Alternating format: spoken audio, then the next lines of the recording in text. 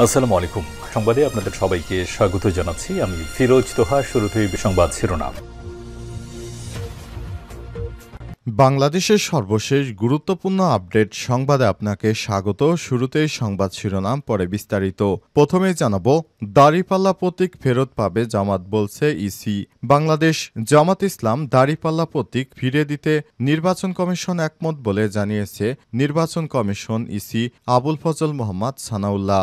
আজ আগারগাঁও নির্বাচন কমিশন ভবনে প্রধান নির্বাচন কমিশনার এম নাসির উদ্দিনের সভাপতিত্বে অনুষ্ঠিত কমিশন সভায় সিদ্ধান্ত নেওয়া হয়েছে বলে জানান তিনি। এরপর জানাবো, বিশ্বব্যাপী ইসরায়েল এবং নেতানিয়াহুর প্রতি নেতিবাচক ধারণা বাড়ছে, বলছে জরিপ। ফিলিস্তিনের গাজায় নির্বিচারে গণহত্যা চালানোর পর বিশ্বব্যাপী ইসরায়েল ও নেতানিয়াহুর প্রতি নেতিবাচক ধারণা বাড়ছে। আজ পিউ রিসার্চ সেন্টার কর্তৃক প্রকাশিত একটি জরিপে এই তথ্য উঠে এসেছে। এদিকে যুক্তরাষ্ট্রের পারমাণবিক প্রস্তাব প্রত্যাখ্যান ইরানের পরমাণু সমৃদ্ধকরণ রোধে মার্কিন যুক্তরাষ্ট্র যে প্রস্তাব জানিয়েছে তা প্রত্যাখ্যান করেছে ইরানের সর্বোচ্চ ধর্মীয় নেতা আয়াতুল্লাহ আলী খামেনি। কঠোর বার্তায় ইউরেনিয়াম সমৃদ্ধকরণ অব্যাহত রাখার অঙ্গীকার করেছেন খামেনি। নতুন করে যে কোনো সময় যুক্তরাষ্ট্র ইরানে হামলা চালাতে পারে। এদিকে ক্ষেপণাস্ত্র ছোড়ার জবাবে সিরিয়ার অস্ত্রভাণ্ডারে ইসরায়েলের ব্যাপক হামলা। সিরিয়া থেকে ইসরায়েলের দিকে দুটি ক্ষেপণাস্ত্র ছোড়ার কয়েক ঘণ্টা পর সিরিয়ার দক্ষিণাঞ্চলে একটি অস্ত্রভাণ্ডারে হামলা চালিয়েছে দখলদার ইসরায়েলি বাহিনী। আজ এক প্রতিবেদনে তথ্য জানিয়েছে ব্রিটিশ সংবাদ মাধ্যম বিবিসি। তীব্র আক্রমণে এক ইসরায়েলি সেনা নিহত, আরেকজন জীবন মৃত্যুর সন্দিক্ষণে। উত্তর গাজায় স্বাধীনতাকামী সশস্ত্র সংগঠন হামাসের সঙ্গে সংঘর্ষে একজন ইসরায়েলি প্রতিরক্ষা বাহিনী বা আইডিএফের রিজার্ভ সেনা সদস্য নিহত হয়েছে। এছাড়াও মারাত্মক আহত হয়ে জীবন মৃত্যুর সন্দিক্ষণে রয়েছে আরও এক ইসরায়েলি সেনা। এই তথ্য নিশ্চিত করেছে আইডিএফ। প্রিয় দর্শক, এতক্ষণ শুনছিলেন সংবাদ শিরোনাম, এবারে বিস্তারিত। তবে তার আগে বন্ধুরা, অনুরোধ থাকবে সংবাদটিতে একটি লাইক দিন। এই চ্যানেল আপনি নতুন হয়ে থাকলে আমাদের সংবাদটি দেখতে দেখতে চ্যানেলটি সাবস্ক্রাইব করে রাখুন, যাতে করে বন্ধুরা আমাদের পরবর্তী লেটেস্ট আপডেট সংবাদগুলো সবার আগে আপনার কাছে পৌঁছে যায়। কমেন্ট করে আপনার মূল্যবান মতামত জানিয়ে দিন আপনি বিশ্বের কোন দেশ থেকে বা বাংলাদেশের কোন স্থান থেকে আমাদের সংবাদটি দেখছেন এবং শুনছেন। এবারে বিস্তারিত। দাড়িপাল্লা প্রতীক ফেরত পাবে জামাত, বলছে ইসি। বাংলাদেশ জামাত ইসলাম দাড়িপাল্লা প্রতীক ফিরিয়ে দিতে নির্বাচন কমিশন একমত বলে জানিয়েছে নির্বাচন কমিশন ইসি আবুল ফজল মোহাম্মদ সানাউল্লাহ। আজ আগারগাঁও নির্বাচন কমিশন ভবনে প্রধান নির্বাচন কমিশনার এম নাসির উদ্দিনের সভাপতিত্বে অনুষ্ঠিত কমিশন সভায় সিদ্ধান্ত নেওয়া হয়েছে বলে জানান তিনি।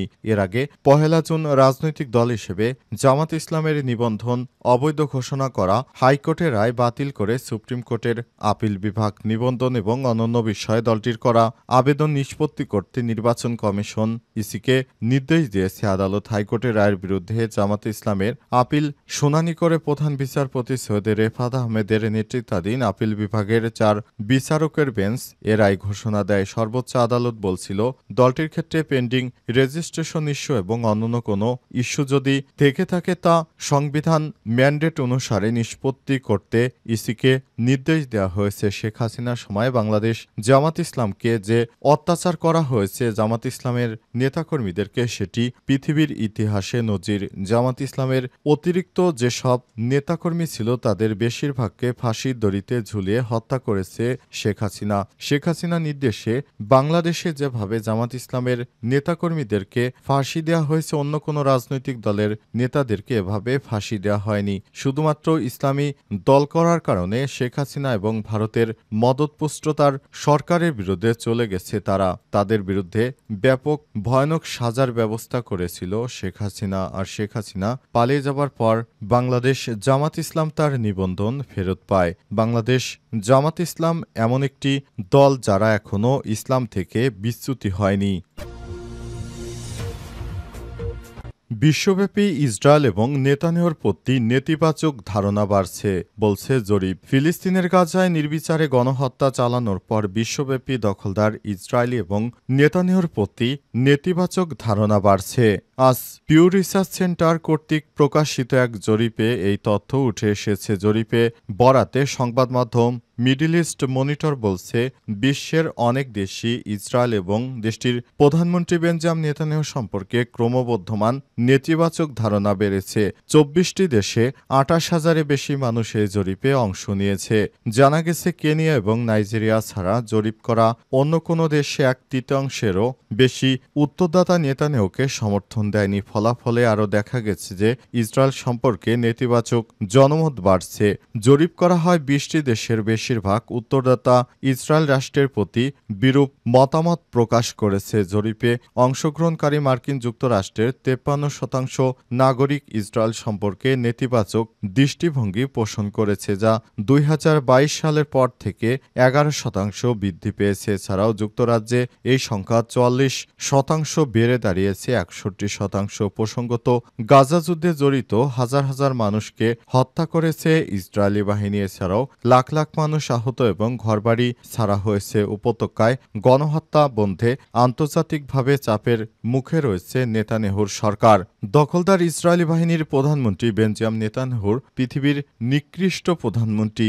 জরিপে দেখা গেছে তার উপর কোনো আস্থাই নেই সাধারণ মানুষের, কারণ তিনি ক্ষমতায় থাকার জন্য যুদ্ধকে এখনও বাড়িয়েই চলছেন। যুক্তরাষ্ট্রের পারমাণবিক প্রস্তাব প্রত্যাখ্যান ইরানের। ইরানের পরমাণু সমৃদ্ধকরণ রোধে মার্কিন প্রস্তাবের নিন্দা জানিয়েছে ইরানের সর্বোচ্চ ধর্মীয় নেতা আয়াতুল্লাহ আলী খামেনি। কঠোর বার্তায় ইউরেনিয়াম সমৃদ্ধকরণ অব্যাহত রাখার অঙ্গীকার করেছেন তিনি। আজ আল জাজিরার খবরে বলা হয়েছে, ইরানের সর্বোচ্চ এই নেতা বলেছেন, ইউরেনিয়াম সমৃদ্ধকরণের বিষয়টি তেহরানের জ্বালানি স্বাধীনতা অর্জনের মূল চাবিকাঠি। তিনি প্রতিশ্রুতি দিয়েছেন, তেহরান তার ইউরেনিয়াম সমৃদ্ধকরণ ত্যাগ করবে না। ফলে ইরানের পারমাণবিক কর্মসূচি নিয়ে দীর্ঘদিন ধরে চলমান বিরোধ সমাধানের লক্ষ্যে যুক্তরাষ্ট্রের প্রস্তাবের মূল দাবি প্রত্যাখ্যান করেছে দেশটির এই সর্বোচ্চ ধর্মীয় নেতা। এমন এক সময় তিনি এই মন্তব্য করলেন যখন যুক্তরাষ্ট্র এবং ইরান সম্ভাব্য নতুন পারমাণবিক চুক্তি বিশদ আলোচনা চালিয়ে যাচ্ছে। তেহরানের বিরুদ্ধে পশ্চিমা নিষেধাজ্ঞা প্রত্যাহারের বিনিময়ে পারমাণবিক কার্যক্রম সম্পূর্ণ বন্ধ বা নিম্ন স্তরের সমৃদ্ধকরণ দাবি করেছে ওয়াশিংটন। আজ ইসলামিক প্রজাতন্ত্রের প্রতিষ্ঠাতা আয়াতুল্লাহ রুহুল্লাহর মৃত্যুবার্ষিকীতে দেয়া ভাষণে খামেনি বলেছেন, মার্কিন পারমাণবিক প্রস্তাব আমাদের জাতির আত্মনির্ভরশীলতা, বিশ্বাস এবং আমরা পারিনীতির সঙ্গে সাংঘর্ষিক। তিনি আরও বলেছেন, মার্কিন প্রস্তাব ১৯৭৯ সালে ইসলামী বিপ্লবের আদর্শের ১০০% বিরুদ্ধে। তেহরান তার সিদ্ধান্তের জন্য ওয়াশিংটনের অনুমোদন চাইবে না। অনেকেই মনে করেন যে যুক্তিসঙ্গত হল আমেরিকার কাছে মাথা নত করা এবং নিপীড়ক শক্তির কাছে আত্মসমর্পণ করা। এটি যুক্তিসঙ্গত বিষয় নয়। যুক্তরাষ্ট্রকে হুঁশিয়ারি দিয়ে খামেনি বলেছেন, ইরানের সমৃদ্ধকরণ করা উচিত কিনা তা নিয়ে আপনি কেন হস্তক্ষেপ করছেন? আপনার বক্তব্য রাখার সুযোগ নেই, কারণ সম্পূর্ণ ব্যক্তিগত ব্যাপার হচ্ছে ইরানের। তারা গবেষণা করবে, কি করবে না করবে সে বিষয়টি তারাই নির্ধারণ করবে। এখানে যুক্তরাষ্ট্রের নাক গলানোর কোনো বিষয় নেই। তীব্র আক্রমণে এক ইসরায়েলি সেনা নিহত, আরেকজন জীবন মৃত্যুর সন্ধিক্ষণে।